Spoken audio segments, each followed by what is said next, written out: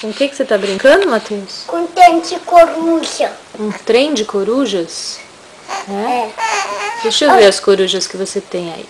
Ó. Conta pra mim.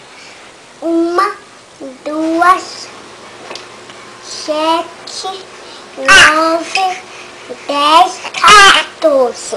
Nossa, tudo isso? Tudo. E tem uma família de corujas aí? Tem. Deixa eu ver. Ó. Cadê? Qual é o papai? Esse. Mostra aqui perto. Põe mais perto pra eu ver. Ah, esse é o papai? É. Põe aí na frente.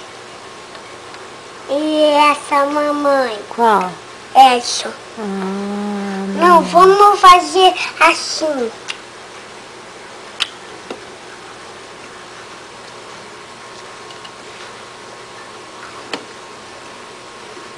Deixa eu ver como ficou.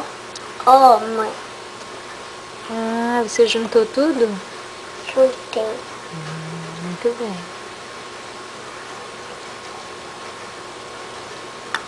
Quem vai aqui? Não sei, quem você vai colocar? Mirou a outra. Qual outra?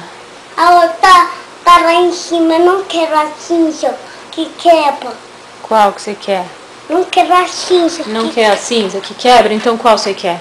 Essa daqui. A marrom? Marrom. Marrom, peraí. Essa. Essa. Como é que fala?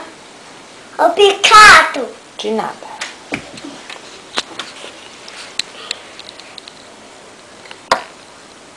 Mais uma pra família? Como é que a coruja faz, Matheus? E essa coruja que apita aí? Apita ela pra mim.